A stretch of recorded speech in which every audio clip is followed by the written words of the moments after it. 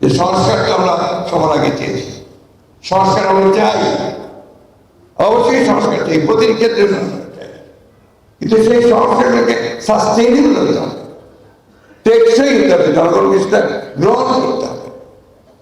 সেটা গ্রহণ করতে হলে কি দরকার? জনগণের সমর্থন আছে কিনা তা জানা দরকার, তাই না?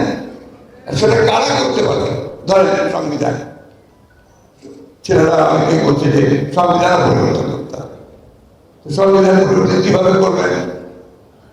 একটা সংস্কার কমিটি দিয়েই তো সংবিধান পরিবর্তন হবে না। ওটা আপনার হয় কনস্টিটিউশন অ্যাসেম্বলি লাগবে, তার পার্লামেন্ট লাগবে, যারা প্রতিদিন তারা হবে।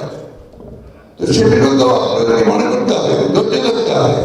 আর একই সঙ্গে সবচেয়ে বেশি প্রধান যে জিনিসটা দরকার, যেটার জন্য মানুষ প্রাণ দিয়েছে, একদিকে যেমন আপনার পরিবর্তনের প্রাণ দিয়েছে, একই সঙ্গে একটা নির্বাচনের জন্য তারা প্রাণ দিয়েছে।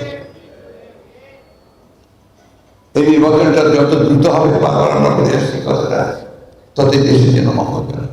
এই কথাটা আমার এখন না, যারা একটু ভাবছেন, যারা একটু চিন্তা করছেন যে হয়তো সেই হঠাৎ করে কিছু বললেই, হঠাৎ করে কিছু করে ফেলা একটা কতটুকু সাস্টেনেবল হবে, সেটা তো অবশ্যই চিন্তা করতে হবে।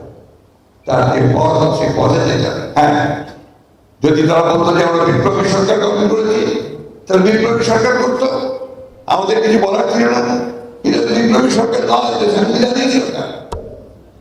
এটাকে আপনার অ্যাপেলেট ডিভিশন থেকে এর বৈধতা নিয়ে আসা হয়েছে।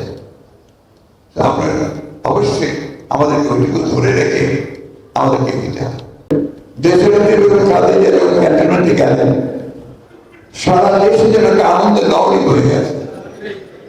মূল ব্যাপারটা কি ছিল? যারা আজকে যে নেত্রী, যে গণতান্ত্রিক কর্মী, তার সারাটা জীবন ধরে গণতন্ত্রের জন্য সংগ্রাম করেছেন আপসহীন ভাবে, শেষ মুহূর্ত পর্যন্ত নথি স্বীকার করেন না। 6 বছর জেলে থেকে সেখান থেকে তিনি অসুস্থ হয়ে গেছেন, তার জীবন মরণ সমস্যা হয়েছে।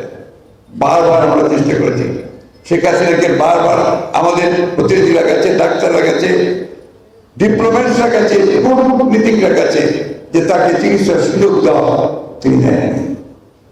আজকে সেই অসুস্থ অবস্থায় দেশের বেগম খালেদা জিয়াকে তারা সশস্ত্র বাহিনী দিবসে নিয়ে গেছেন। আমি তাদেরকে আন্তরিক ধন্যবাদ, কৃতজ্ঞতা জানাচ্ছি যে তারা এই ঘটনার মধ্যে দিয়ে বাংলাদেশে একটা নতুন সম্ভাবনার দিক উন্মোচন করবে। এটা আমরা মনে করি।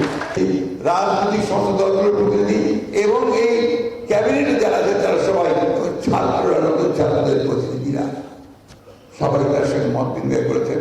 একটা অভূতপূর্ব, একটা আনন্দময় একটা অবস্থা তৈরি হয়েছে। এই বিষয়টাকে আমি ছোট করে দেখতে চাই না। আমি মনে করি এদিকে ভিত্তি করে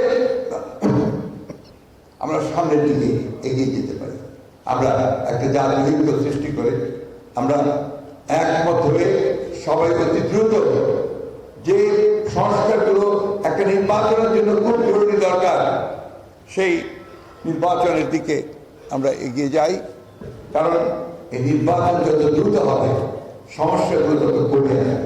নির্বাচিত সরকার যখন ক্ষমতায় থাকবে বা দেশপুর দায়িত্বে থাকবে, তখন তার শক্তি হবে আলাদা, তার শক্তি হবে জনগণকে দেবে। এই বিষয়টাকে মাথায় নিয়ে আমার অনুরোধ থাকবে এই সরকারের কাছে, জনগণের কাছে এবং ছাত্রদের কাছে, যে একটা সুষ্ঠু আবার সকলের নৈতিক নির্বাচন হওয়ার জন্য যে বিষয়গুলো খুব জরুরি, যেমন নির্বাচন ব্যবস্থা, যেমন আইন শৃঙ্খলা বাহিনীর সংস্কার, প্রশাসনের সংস্কার, বিচার বিভাগের সংস্কার, অর্থনীতির ন্যূনতম সংস্কার, এই বিষয়গুলো করে আমরা একটা নির্বাচনে যেতে পারি। নতুন নির্বাচিত সরকার যেই আসবে, তারা এসে নতুন করে ওই সংস্কারগুলো বাকিগুলো তারা করবে।